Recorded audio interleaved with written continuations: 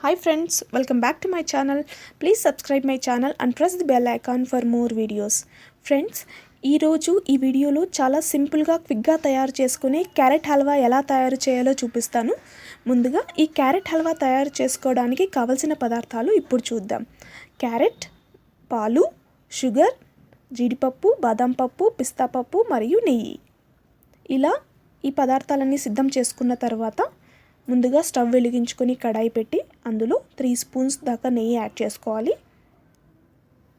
ఇలా నెయ్యి కరిగిన తర్వాత మనము తురుము పక్కన పెట్టుకున్న క్యారెట్ని యాడ్ చేసుకొని బాగా కలుపుతూ ఒక 5-10 మినిట్స్ పాటు మీడియం ఫ్లేమ్ మీద మనము క్యారెట్ని కుక్ చేసుకోవాలి.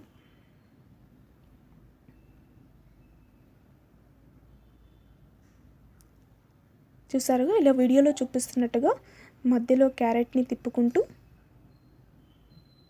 క్యారెట్ని ఉడికించుకోవాలి. ఇలా ఒక 10 మినిట్స్ పాటు ఉడికించుకున్న తర్వాత మనం ఇప్పుడు ఇందులోకి పాలు యాడ్ చేసుకోవాలి. పాలు యాడ్ చేసుకున్న తర్వాత మీడియం ఫ్లేమ్ మీద మరొక 10 మినిట్స్ పాటు ఉడికించుకోవాలి.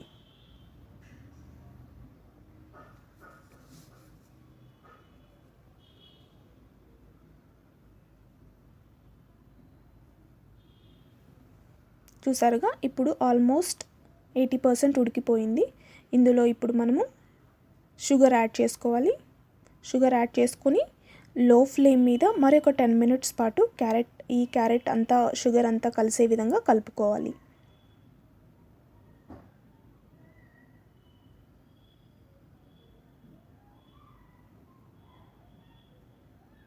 ఇలా మధ్య మధ్యలో వీడియోలో చూపిస్తున్నట్టుగా కలుపుకొని మనము దీన్ని ఉడికించుకోవాలి.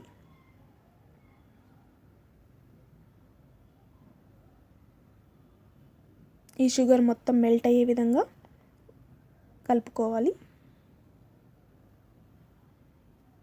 ఇలా ఇది ఉడుకుతుండగా మనము ఒక కడాయి పెట్టుకొని అందులో ఒక 3 స్పూన్స్ నెయ్యి యాడ్ చేసుకొని మనం ముందుగా కట్ చేసి పెట్టుకున్న డ్రై ఫ్రూట్స్ మొత్తం ఇందులో వేసుకొని మనము ఫ్రై చేసుకోవాలి. మొదటగా జీడిపప్పు, బాదం పప్పు, పిస్తా పప్పు గోల్డెన్ బ్రౌన్ కలర్ వచ్చేంత వరకు మనము ఇలా వీడియోలో చూపిస్తున్నట్టుగా ఫ్రై చేసుకోవాలి.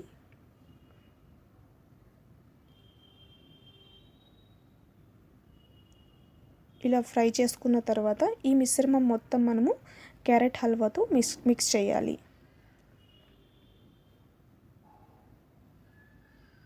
ఇదంతా మిక్స్ చేసిన తర్వాత మరొక 5 మినిట్స్ పాటు లో ఫ్లేమ్ మీద ఈ నెయ్యి మొత్తం పైకి తేలే విధంగా కలుపుతూ ఉండాలి.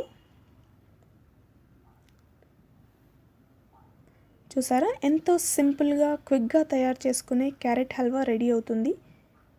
ఇది చాలా టేస్టీగా ఉంటుందండి.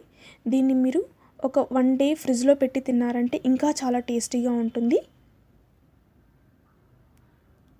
చూసారుగా ఇంతే సింపుల్గా క్విక్గా తయారు చేసుకునే క్యారెట్ హల్వా రెడీ అవుతుంది.